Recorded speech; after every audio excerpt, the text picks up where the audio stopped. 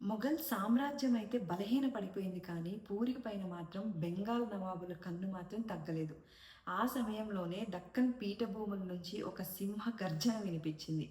వారే మరాఠా యోధులు. వీళ్ళ ధ్యేయం ఏంటి అంటే హిందూ ధర్మాన్ని, గోబ్రాహ్మణ ప్రతిపాదనని కాపాడడమే వీరు లక్ష్యంగా పెట్టుకున్నారు. ఇంకా ఏకంగా జగన్నాథుణ్ణి తమ ఆరాధ్య దైవంగా భావించారు.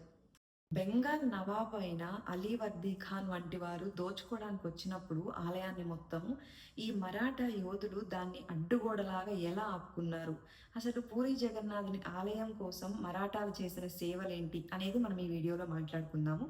వీడియో స్కిప్ చేయకుండా ఎండ్ వరకు చూడండి. వీడియో నచ్చినట్లయితే లైక్ చేసి ఛానల్ని సబ్స్క్రైబ్ చేయండి. అయితే మరాఠాల రాకముందు అంటే 1731 నుంచి 33 ఈ మధ్య కాలంలో బెంగాల్ నవాబ్ ప్రతినిధి అయిన మహమ్మద్ టకీ ఖాన్ అత్యంత క్రూరమైన దాడి జరిపించాడనమాట. ఈ సమయంలో అక్కడ ఉన్న విగ్రహాల్ని అపవిత్రం చేయడానికి కూడా ఎంతో ప్రయత్నించాడు. ఆ సమయంలో గజపతి రాజు అయిన రామచంద్రదేవ గారు తన ప్రాణాలని పణంగా పెట్టి మరి ఆ విగ్రహాలని చిలుక సరస్సులోని బనపూర్ అనే ప్రాంతానికి చేర్చారనమాట. ఈ సమయంలో 2 ఏళ్ల పాటు అక్కడ పూజలు కానీ స్వామివారి దర్శనం కానీ ఏదీ లేక అక్కడ భక్తులు చాలా విలవిల్లాడిపోయారు. ఈ చీకటి రోజులను అంతం చేయడానికే మరాఠాలు ఒడిశా గడ్డపై అడుగుపెట్టారు.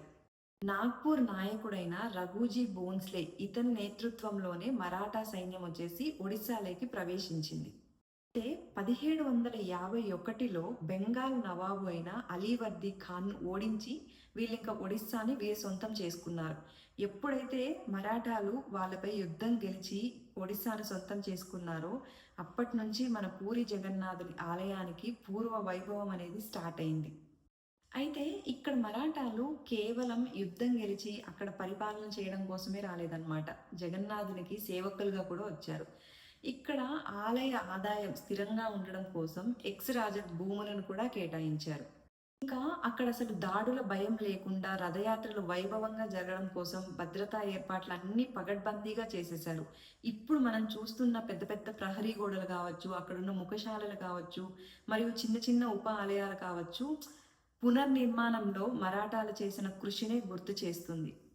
మీకు తెలుసా, అసలు మనకి ఇక్కడ పూరి జగన్నాథుడు సింహద్వారం ముందు కనిపిస్తున్న 16 కోణాల అరుణస్తంభం అసలు పూరి ఆలయందే కాదనమాట. ఇది వచ్చేసి కోనార్క్ సూర్యదేవ ఆలయంలో ఉండేది. అయితే ముస్లిమ్స్ దాడినప్పుడు ఆల్మోస్ట్ కోనార్క్ ఆలయం వచ్చేసి శిథిలావస్థల్లో ఉన్న పరిస్థితిలో మరాఠాలు ఇంతటి గొప్ప స్తంభాన్ని శత్రువుల చేతికి చేజిక్కకుండా కాపాడి దాన్ని అక్కడి నుంచి సురక్షితంగా తీసుకొచ్చి ఇక్కడ జగన్నాథుని ఎదుట పెట్టారనమాట. ఇది మరాఠాలకు జగన్నాథుడిపై ఉన్న భక్తికి సజీవ సాక్ష్యంగా నిలుస్తుంది.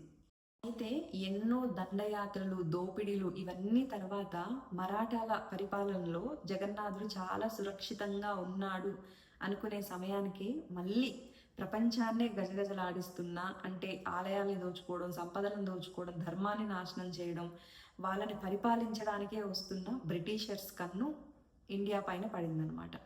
మళ్ళీ తప్పలేదు. వీళ్ళేంటి, ఇన్ని రోజులు కత్తులతో కటాలతో యుద్ధాలు చేశారు. ఇప్పుడు కుతంత్రాలతో, రాజకీయాలతో, చట్టాలతో యుద్ధాలు జరిగాయి అన్నమాట. సో మళ్ళీ దండయాత్రలు, దోపిడీలు మళ్ళీ స్టార్ట్ అయ్యాయి. అయితే మనం నెక్స్ట్ వీడియోలో బ్రిటిషర్స్ పరిపాలన టైంలో ఇక్కడ జరిగిన అక్రమ పన్నుల గురించి మరియు అక్కడ జరిగిన మిషనరీస్ గురించి, కుట్రల గురించి తెలుసుకుందాం. ఈ వీడియో మీకు నచ్చినట్లయితే లైక్ చేసి ఛానల్ని సబ్స్క్రైబ్ చేయండి. మరిన్ని ఇంట్రెస్టింగ్ ఫ్యాక్ట్స్ కోసం మా ఛానల్ని ఫాలో అవ్వండి. Thank you for watching the video.